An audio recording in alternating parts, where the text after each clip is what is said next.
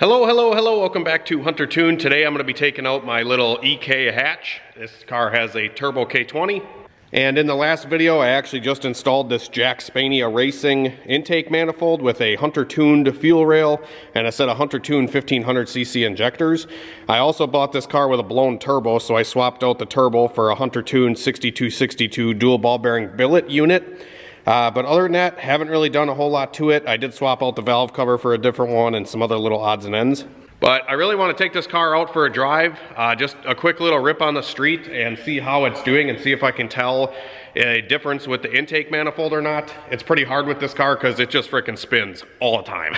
It makes a lot of power, and the tires, they're just street tires, so I mean, with anything over like 350 or 400 horsepower on the street, it's definitely a little bit hard to have just the front wheels grab traction. But we're gonna go see how this thing feels on the street real quick, and then we're gonna come back and throw it on the dyno and see if we made any more power on the dyno.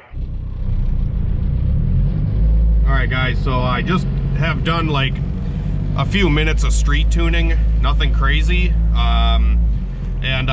This thing just does not hook up on the street. It needs some slicks or all-wheel drive, one of the two.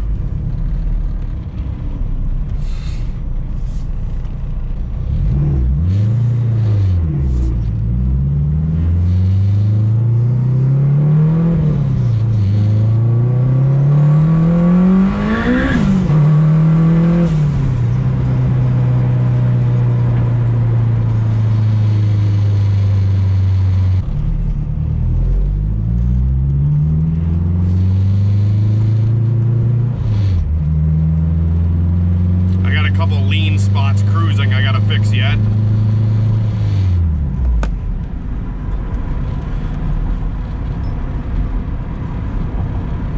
But I'm gonna give it a roll on in third gear and see if we can tell a difference with this intake manifold. The dyno is gonna be the true story though, that's for sure.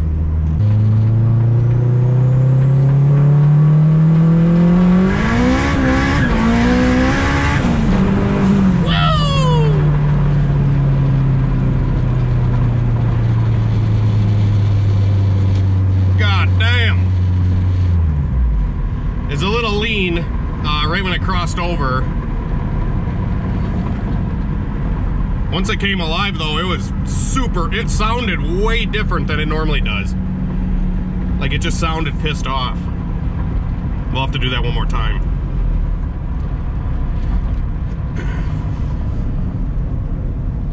But it was just Spin City. Spin City.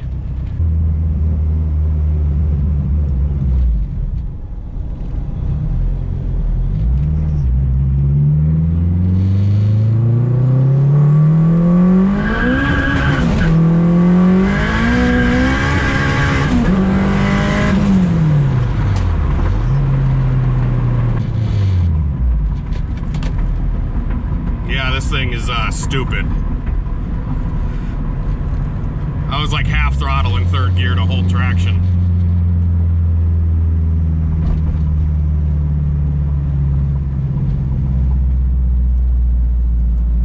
You got no throttle position right now for some reason.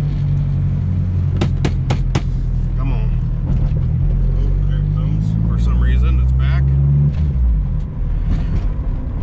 I don't know if I lost the TPS sensor on that pole.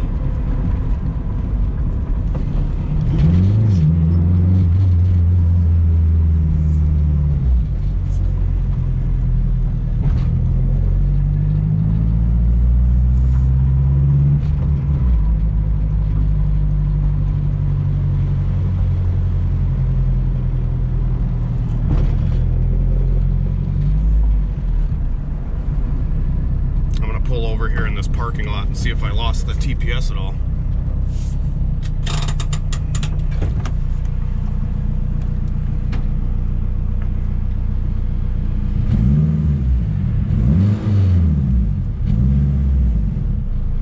I got no TPS on the data log.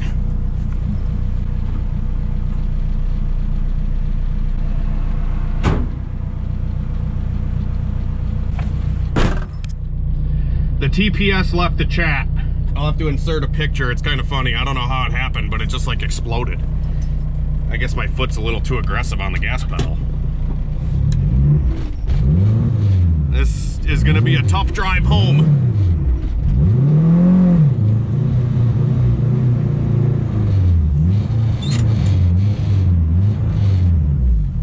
I'm gonna try to fool the TPS on the tune real quick.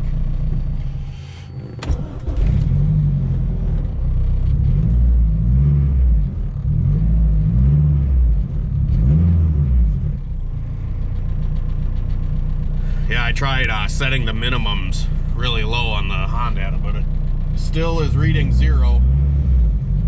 We gotta try to limp this thing home. It's not gonna let me go over like 2 grand. It cuts out, and there's kind of a lot of traffic, so this will be fun.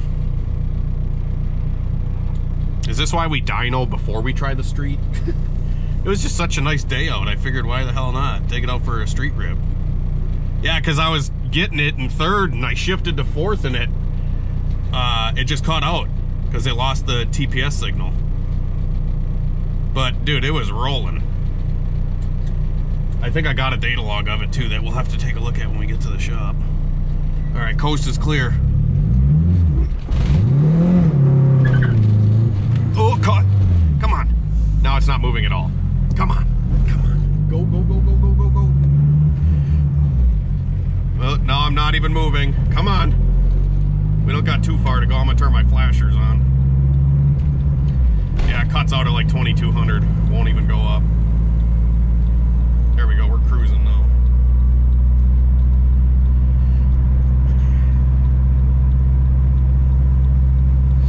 I'm pretty much like forced the car into a high idle so I could cruise. You know, this is the type of shit why people like Hondas, I think, sometimes, is because it's always an adventure whenever you drive them. Oh, lost all throttle again. Not moving. I'm decelerating. You know what I'm saying, guys? Like, I feel like people drive these cars because it's always something, right? But this thing was on a dinner run. She was eating. See you at the shop. Yeah, so that's my TPS sensor. I really don't know how the hell that happened. I really just am kind of befuddled, if that's a word. Yeah, I don't see it laying anywhere. It definitely just exploded. My foot got a little too happy, but I did get a data log before it broke, and I want to show you that quick. All right, so you can see the green line is the TPS. My foot's almost all the way to the floor through 2nd gear here, building about 6 to 8 pounds, and it started blowing the tires off right around like 6,300 or so in 2nd. And I immediately let off the throttle when it started spinning, and I was down to 32% here, hovering 8,500 RPM, trying to like hold it so it's not banging on the limiter constantly. Then I shifted into 3rd, and I got all the way back to wide open throttle. The car built full boost, and then immediately spun again. 7,300, it was hanging, and then my foot came out of it. I went from 95% throttle, felt it spin, and I was down to 36% throttle here. And then I was kind of hovering my foot. I went back up to 8,400 because I grabbed for a second, and then I was kind of just hovering right around 53%. Like I told you guys, I was half throttle through 3rd gear to hold a little bit of traction. That's only on 13 pounds of boost. Then I grabbed 4th, and it started to hook. And this is actually a really good sign, guys. We're making 15.2 pounds before 6,000 RPM, where before it was really laggy. So I think we might have fixed some of the issues, but right here is where the TPS shut off. 6,100 in 4th gear, the TPS went to 0, and it never came back after that. So, yeah. I don't know if maybe the engine was flexing under the hood, or maybe it was wheel hopping and it just like shattered the fucking TPS. I don't know. Maybe I'll have to get a different one, or maybe I gotta like space it out or shim it or something. Maybe there was too much pressure on it. I'm not really sure. But I'd be real curious. All right, guys, so I got the Civic on the dyno now. I replaced the TPS sensor, so it's got a new TPS.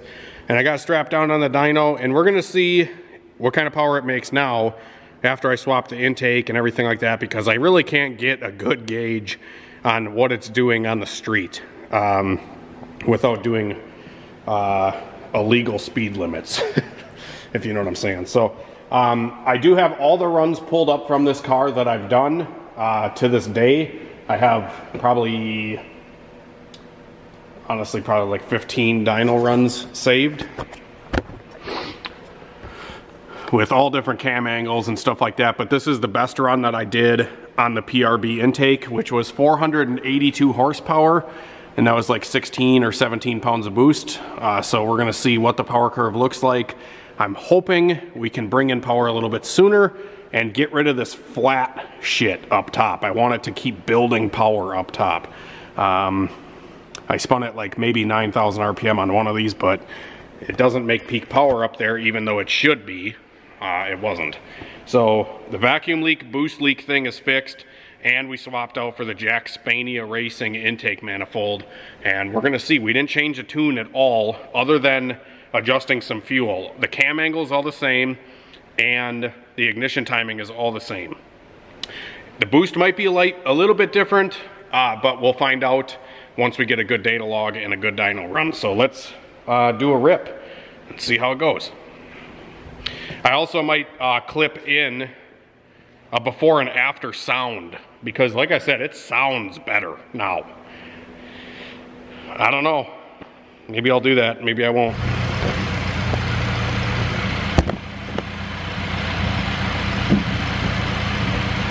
All right guys, first run with the Jack Spania intake on the dyno. Let's see what she does.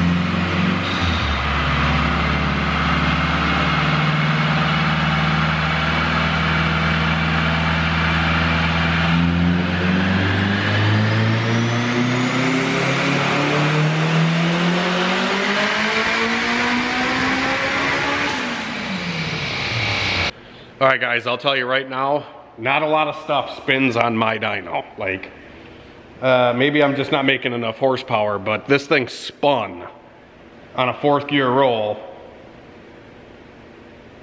Wow.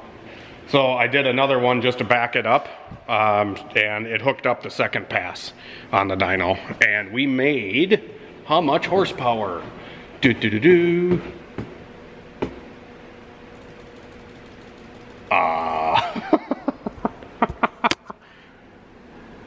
So our best run ever with the PRB intake was 482. We made 530 horsepower on that first hit, and after it was heat soaked a little bit, it still made 518. So the pink line, you can see it kind of came up and it fell off. This blue line, it hooked up a little bit better, so you can get a little bit better understanding of the dyno curve. Let's look at that run specifically. Yeah, you can definitely see that it picked up exactly where I wanted it to. And I think we got even more in it. So we picked up in the mid-range. You can see the blue compared to the green. Here, we'll show you just power for a second. Edit visible. Let's go get rid of torque for a second. Just see power. Okay, so you can see down low, this thing picked up quite a bit. Let's look exactly how much power we picked up in the middle. And this is the hot run. This isn't the first run we did. This is the heat soaked run. So 270 before. Now we're at 304. So 35 horsepower in the middle.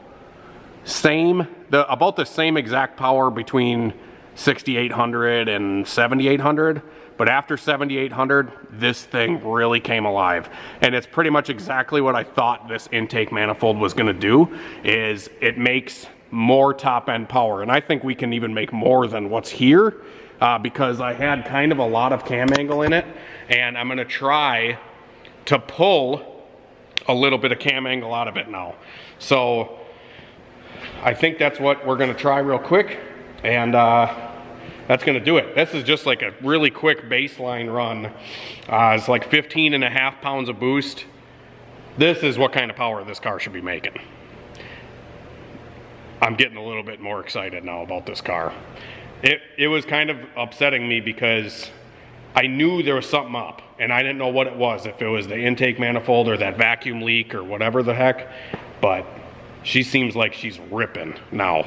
And 530 horsepower, not even sneezing, not even 20 pounds of boost, not even sneezing. I bet you we can maybe even make more than that. We'll have to do maybe one more. All right, just for the hell of it, I'm gonna do one more run and I'm gonna pull some cam angle out of it just to see if it likes it. Because at the rev limiter at like 8,500, it still had like 28 degrees of cam angle. So I'm gonna see if it wants less cam angle like overall. So I'm gonna pull a little bit out and see what it does to the power curve, because now that our vacuum and boost vacuum line system is right, I feel like now I can actually tune the car. Before I was chasing another issue, you know what I mean? So now I can really dial in this setup. So let's give it one more shot and we'll see how she does. You gotta remember, guys, it's also getting a little bit warmer. The motor's a little bit hotter now, so the gains are gonna be based off the last run that we did, not the best run.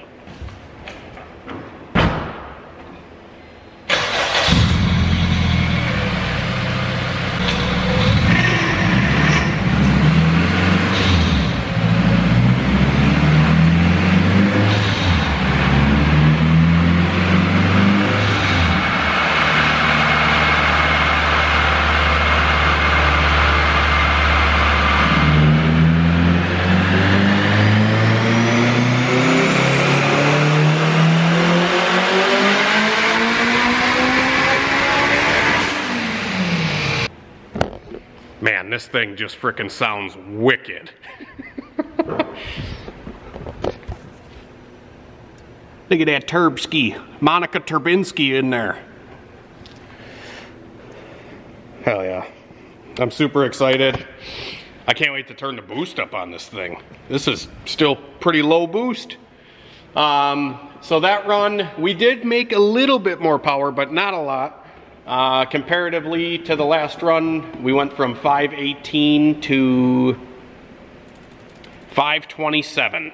So just a little bit of cam angle change, and yeah, she came alive. But I might put the old cam angle back in it just because it did lose a little bit in the middle. I still got to do a little bit more playing around with it, but man, I hope you guys can tell, like, this thing just sounds, it sounds right. It sounds good. Sounds proper now, where before it just kind of sounded choked up. Something was wrong, you know? This is still through that full 3-inch exhaust too. So yeah, anyways guys, I hope you guys really enjoyed this video. If you did, please leave it a like and subscribe to my YouTube channel here. Turn on the bell notification. Check out huntertune.com, and we got some great stuff coming for you guys this month. New products and stuff like that. So have a great night and a better tomorrow, guys. God bless every one of y'all. And yeah, can't wait to do some more with this awesome little EK hatch. So see you guys later.